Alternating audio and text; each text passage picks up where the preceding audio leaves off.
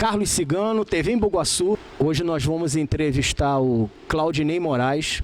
Foi a pessoa que trouxe o jiu-jitsu aqui para Embu-Guaçu há alguns anos atrás. Ele vai contar um pouco dessa história. Tudo bom? Tudo bem, Carlos? Isso. Tudo bem? Vamos. Prazer aqui estar com vocês, a TV Embu-Guaçu. Agradecer a oportunidade de falar um pouquinho da minha arte. Começamos lá em 1994, quando a gente conheceu o jiu-jitsu. Eu sou de uma escola do judô, né? Fui aluno do mestre Ishikawa, né? Hoje falecido, um grande professor aqui da cidade de Embu-Guaçu. E devido a algumas lesões eu tive que optar em sair do judô e conseguir me encontrar no jiu-jitsu.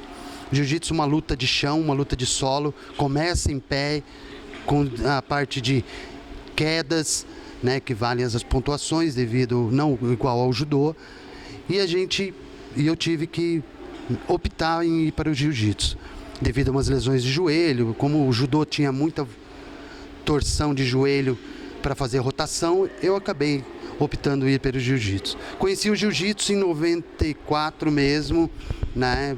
Eu já fazia judô desde muito cedo. E o jiu-jitsu ele me deu essa possibilidade, né? Me encontrei nesse esporte e achei que era importante a minha cidade. Eu me encontrei em São Paulo, não foi nem aqui em Embu-Guaçu. Achei que eu devia trazer mais uma opção para a cidade. A cidade antes só tinha umas academias, uma ou duas academias de judô. De judô sempre teve uma. De karatê, uma ou duas. E o jiu-jitsu não aparecia no cenário de Embu-Guaçu. E eu achei importante, porque eu me encontrei, gostei muito do esporte quando fui apresentado, né? E o mestre Adriano Constantino, meu mestre hoje, me deu a possibilidade de aprender essa nobre arte que até hoje eu continuo aprendendo, né? Então agora estou um pouco afastado porque tive algumas coisas para fazer na vida profissional, né? Então trouxe em 94 para cá, a gente teve alguns locais. Hoje a gente firmou raiz aqui, mas nós tivemos aqui no centro da cidade vários pontos de jiu-jitsu, né? Fizemos a parte de aprendizado. O jiu-jitsu ele traz uma influência muito boa, apesar de ser uma arte milenária, uma arte chinesa. Ela começou na China, foi para o Japão e ela está hoje ela é o mestre que disseminou esse jiu-jitsu que a gente tem, é o mestre Carlos Gracie. Carlos Gracie, ele trouxe junto com o Hélio Gracie, que era irmão dele, eles apresentaram um jiu-jitsu moderno, um jiu-jitsu onde a flexibilidade vencia a força, né? Não que o antigo jiu-jitsu do mestre Maeda não fez a diferença, mas o jiu-jitsu dos Gracies, que é o que a gente é praticado hoje aqui no Brasil, em todo o mundo, é o que foi disseminado. Esse jiu-jitsu nosso, a gente fala, na nossa época, né, lá atrás, quando eu conversava com o meu professor, ainda era faixa roxa, né, falava, por que não tem nas escolas, né, Carlos? Por que não tem nas escolas? É uma arte tão nobre, que traz tanta disciplina, assim como o judô, né? E a gente ficou lutando para que isso pudesse ser incorporado nas escolas, nas faculdades, e ainda não tivemos essa possibilidade. Em Olimpíadas, por que não tem Olimpíadas ainda? As Olimpíadas, elas é o ponto máximo do esporte para todos, né? Na minha época de judô, meu sonho era para ir para uma Olimpíadas, né? E não tive oportunidade, mas tive a oportunidade de fazer parte da seleção de judô, né? Então, esse era meu sonho, que as coisas acontecessem por aí. Mas a gente tem algumas burocracias que o esporte não deixa acontecer, como o futsal. O futsal não é um esporte olímpico, eu acho que entrou agora como apresentação. E a gente gostaria muito, porque o jiu-jitsu é um esporte de muita disciplina, né? Nós tivemos algumas fases do jiu-jitsu, né? Umas fases turbulentas, né? Eu falei que eu não falaria mal do jiu-jitsu, mas teve a fase ruim do jiu-jitsu, né? A fase ruim, que eram os pit boys lá do Rio de Janeiro, que brigavam. Eu sou do jiu-jitsu, eu sou surfista, vamos quebrar todo mundo. Teve essa fase. Mas graças a Deus, lá em 90, na época que eles se juntavam em praia, isso aí foi acabando. Em baladas, isso foi acabando e graças a Deus isso aí sumiu do cenário do jiu-jitsu. E o jiu-jitsu hoje é uma nobre arte, hoje não, né? Já 20, 30 anos já é uma nobre arte disseminada, as crianças adoram, né? Eu tive muitos alunos de 4 a 199 anos, né? Então é muito importante o jiu-jitsu no aprendizado, o jiu-jitsu no ensinamento, dentro de casa, né? Eu falo que o nosso esporte, ele, não só o jiu-jitsu hoje, ele sofre muito.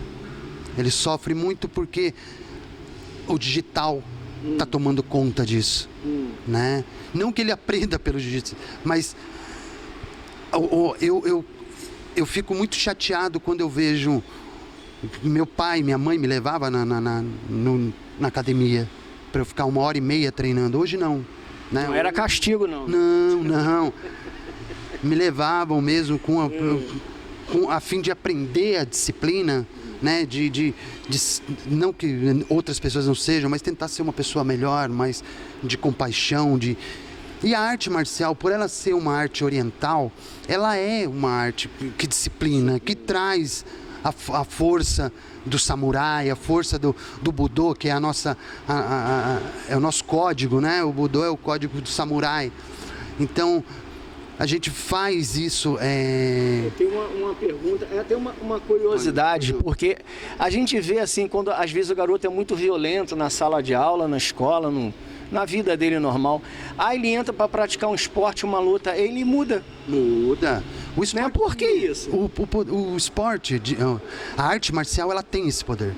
Não só a arte marcial, mas o esporte em si. Se você pega profissionais que têm comprometimento com a atividade, né? O futebol, ele te disciplina, né? Mas ainda, a arte marcial tem aquele negócio da postura japonesa, de cumprimentar sempre. A gente tem muito disso, a gente encontra na rua, eu com meus alunos, eles me cumprimentam com saudação, né? Porque é um tem respeito, isso, né? E desculpa, qual foi a pergunta Não, é porque ele... das escolas, da violência. Eu vou contar um casozinho rápido, Carlos. Sim. Quando eu tinha uns 14, 15 anos, né? Eu estava iniciando na fase do judô. E a gente sofre, né? Naquela época o bullying já existia, né? Já existia. E a gente tinha os valentões da escola, né? E eu não aguentava mais apanhar. Não aguentava mais apanhar. Eu sempre fui muito baixo, né? Sempre fui muito baixo. E apanhava na escola, tá? E esse filho do meu mestre Ishikawa, do judô, ele me apresentou o judô. Tanto é que na época que eu comecei o judô, nós éramos em 5 pessoas. O professor, os 2 filhos, um delegado e um outro rapaz que eu não me recordo agora o nome dele. E a gente começou junto lá. E eu, vou treinar, mas com o intuito disso, né? De poder me defender dos valentões. E fui treinando. Eu acho que você vai se envolvendo nesse mundo, né? E acaba tudo isso. Você não consegue pensar em lesionar, em machucar outra pessoa. Porque machuca, né? Machuca. Você tem tanto foco na arte de se proteger para poder continuar fazendo o que você gosta, que você esquece o mundo de violência. Não que você abandone suas devidas ações sociais, né? Que é defender, cuidar das pessoas, não admitir injustiça, mas você começa a ver os valentões e aí você fala assim, não, vou atravessar a rua, vou dar a volta por lá. Você começa a evitar esse tipo de coisa e naturalmente as coisas vão acontecendo. Tanto é que naquela época que a gente queria se defender dos valentões, a vontade era essa. Passado um ano de treino, sumiu. Os valentões parece que eles desaparecem também, mas não é porque você começou a treinar. É naturalmente, você começa a se envolver com um mundo totalmente diferente. De pessoas que não têm o mesmo pensamento de ficar em porta de escola, ficar brigando. Não tem isso mais. E eu queria ter implantado isso na minha cidade. Queria não. estou tentando até hoje, né? É difícil, assim, o que precisa para implantar isso para uma rede escolar? Então, tem todo um processo, né, que não começa aqui, começa num governo do estado, né, um governo federal talvez, né, que tem que pôr isso na disciplina, porque muda todo um cronograma escolar, né? Então, nós temos escolas particulares aqui na cidade que já colocam, inclusive tem um aluno meu, né, faixa preta hoje, ele está dando aula numa escola particular. Mas a gente queria trazer isso para as escolas municipais, estaduais, né?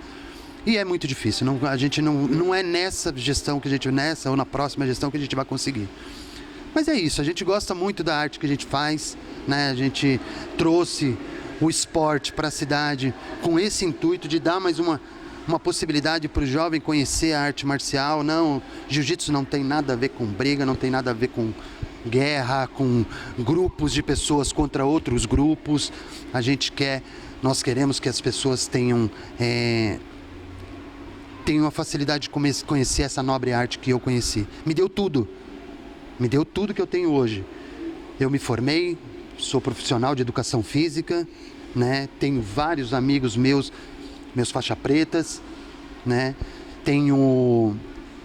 Fui secretário de esportes na cidade, né? Eu tive a oportunidade, hoje estou começando um projeto, já convido todos vocês, começando um projeto novo aqui na Jorge Henrique, me convidou para começar um projeto de cross, né?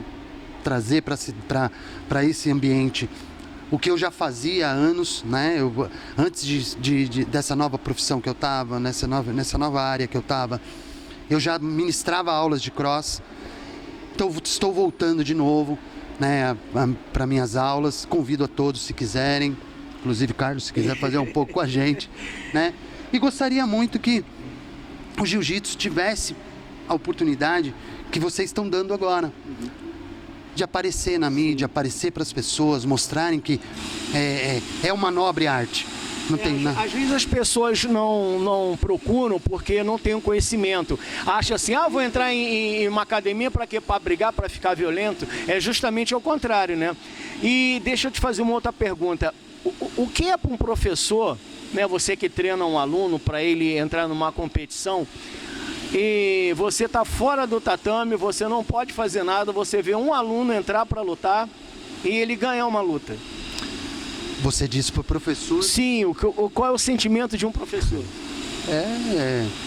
Deixa eu contar, eu vou só trazer um pouquinho a minha vida toda de competidor, da arte marcial, da nobre arte, né? O jiu-jitsu. Eu fui competidor. Então fui campeão brasileiro, fui campeão paulista, fui campeão sul-americano, fui campeão mundial, né? Nossa, quando isso? Em 2007. Nossa, que... Fui campeão mundial. E eu falo para todo mundo que eu conheço, Carlos, no esporte, o esporte tem isso. Você mais perde na sua vida. Você vai falar, poxa vida, mas você mais perde? Perco. Mesmo? Se eu colocar num comparativo desses quase 30 anos de luta que eu tenho, se eu ganhei, vamos fazer em anos, de 30 anos eu ganhei um ano, né, é muito. Mas todas as vitórias que eu tive compensaram esses 29 anos que eu perdi. Porque você entra às vezes num tatame, num dia ruim, e perde na primeira luta. Mas o atleta, o lutador, ele volta para a academia para tentar sanar aquele problema. E é isso que o jiu-jitsu faz e a arte marcial faz. É tentar solucionar os problemas, o que está acontecendo, né? Que perder não é ruim, ele te faz crescer. E eu aprendi isso, né? Ainda sofro, eu não gosto de perder não, nem no ping-pong. Mas assim, eu aprendi nessa vida toda de lutas, eu lutei minha vida toda, durante esses 30 anos, para ser campeão mundial. Um ano. Uma luta, né? Não, foram 8 lutas. Mas assim... Não, foram, para ser final, E você ganhou aquele em 2007. Mas assim, compensou todo aquele sacrifício que eu tive lá de trás, desde das pessoas que falam, pô, você vai lá treinar, cara, pô, vamos sair, tem uma namoradinha ali, vamos tomar uma, vamos fazer alguma coisa. Não, cara, teve épocas de treino que eu raspava a sobrancelha, essa é nova, eu raspava a sobrancelha para eu não sair de casa, para eu ter vergonha de não sair de casa, para não ficar perdendo dia de treino.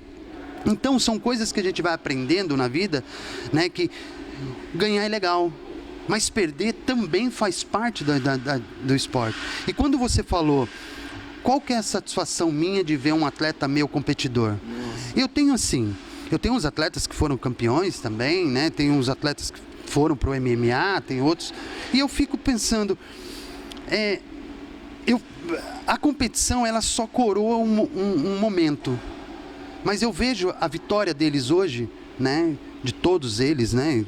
Tem um faixa preta meu aqui, Fábio, a gente começou lá no judô junto, e a coroação, ela é só momentânea, mas a minha alegria é chegar em cima do tatame e ver esse faixa preta que eu formei, contando a história de um menino que está entrando hoje pelo que eu fiz lá atrás. Não é mérito meu, é mérito deles, né?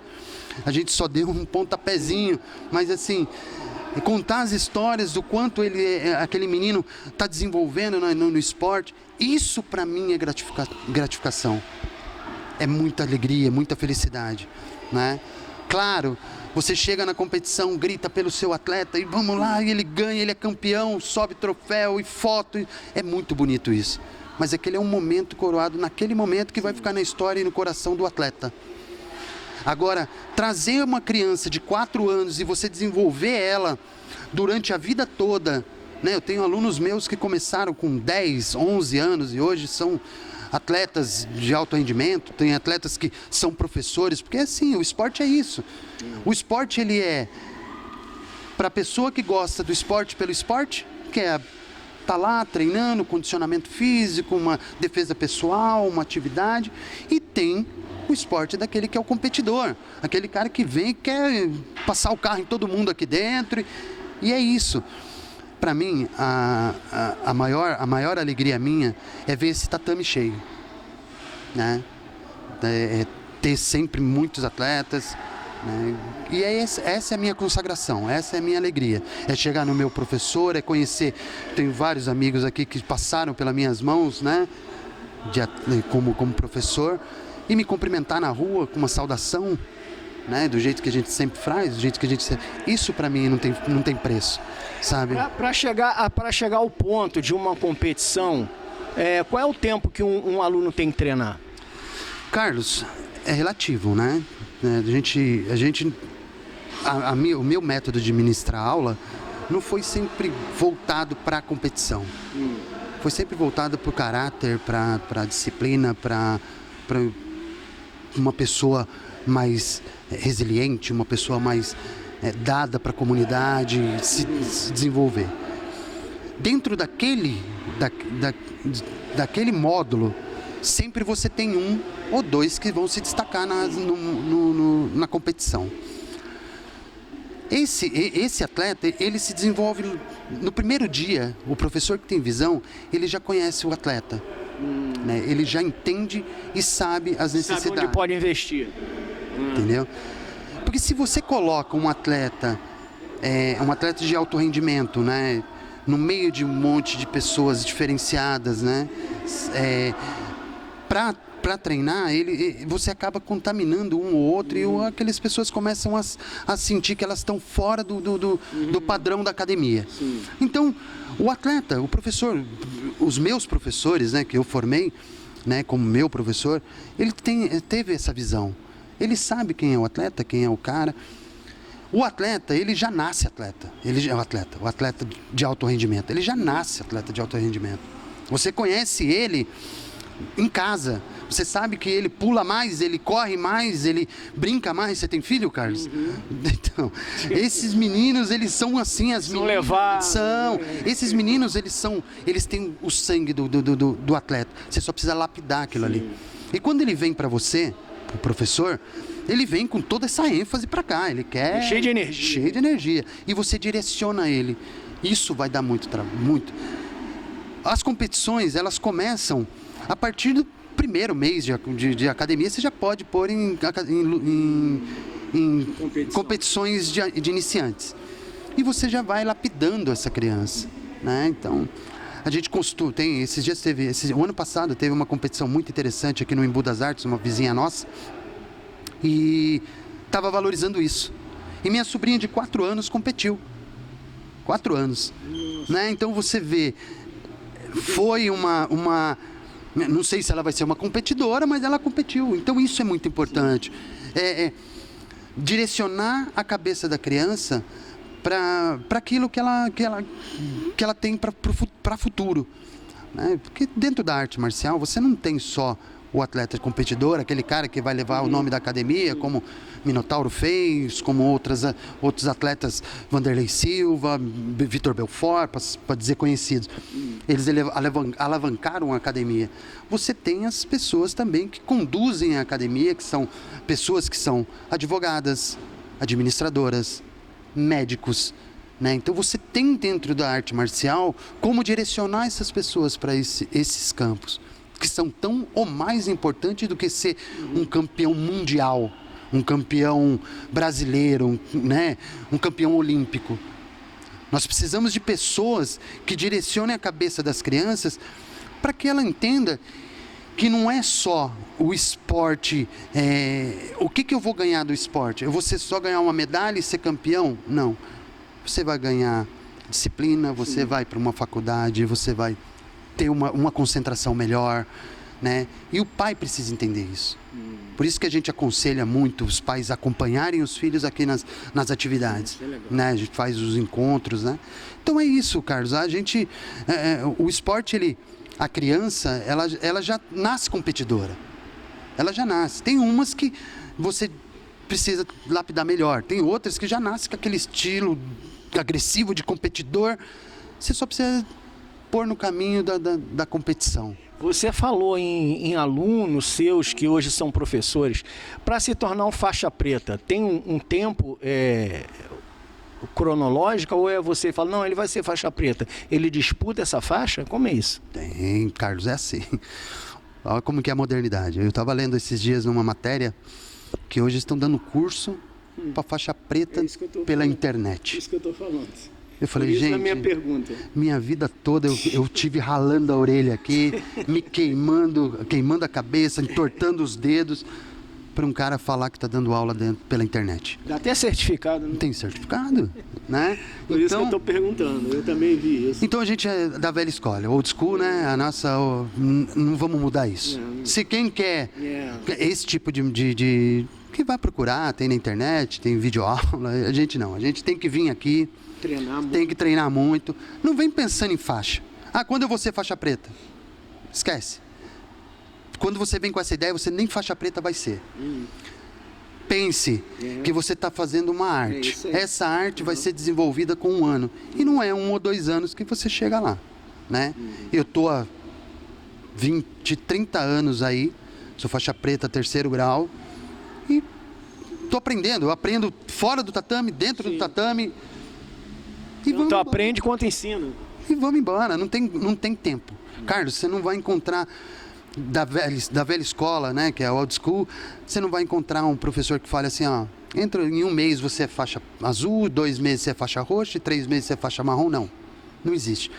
Vem fazer o treino, faz o seu melhor, dá o que você pode dar para a academia, para os seus parceiros de treino, que isso é mais importante do que seu próprio treino.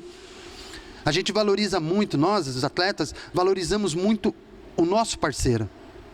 Porque é ele que está sacrificando para que você cresça e vice-versa. Então ele, o atleta, né, ele sai da casa dele para dar o seu treino. Quando eu falo no grupo, eu não falo ele. Então ele saiu da casa dele, faixa branca, cru de tudo, não entende nada do jiu-jitsu, mas ele está lá em cima do tatame lutando com faixa preta, lutando com faixa marrom, lutando com faixa roxa e dando o melhor dele, e está dando. Porque sem ele, eu nunca seria isso. Então eu agradeço todos os meus atletas, todos os atletas que passaram comigo, que deixaram, eu machuquei um dia, muito obrigado, eu agradeço essa faixa preta de vocês. Tudo que tem hoje, meus professores, meus alunos, é por causa de vocês que me deram esse treino, né? Então eu tenho vários caras para agradecer, não só o meu professor, mas meus alunos, meus amigos de treino, lá atrás, quando eu conheci o jiu-jitsu, Pedrinho, vou falar um monte de gente, valeu?